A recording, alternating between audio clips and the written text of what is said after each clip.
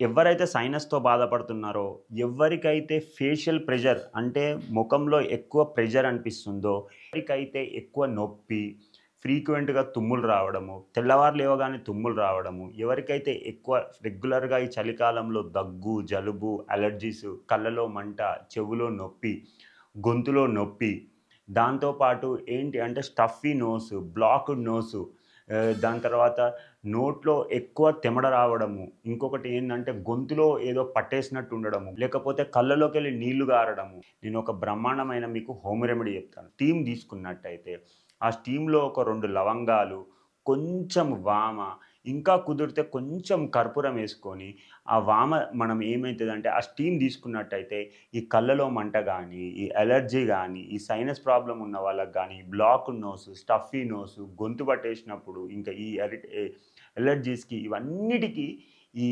లవంగం అనేది ఒక ఎక్స్‌ట్రార్డినరీ మెడిసిన్ లాగా పనిచేస్తుంది. ఏం జేయాలి అనంటే, స్టీమ్‌లో ఒక 4 లవంగాలేసుకొని స్టీమ్ తీసుకోండి. ఇంట్లో సైనస్ ఉన్నవాళ్ళు, బాగా అలర్జీ ఉన్నవాళ్ళు రెగ్యులర్‌గా కర్టెన్స్ క్లీన్ జేయండి. రెండోది రెగ్యులర్‌గా కార్పెట్స్ క్లీన్ జేయండి. మూడోది డోర్ మ్యాట్స్ రెగ్యులర్‌గా క్లీన్ జేయండి.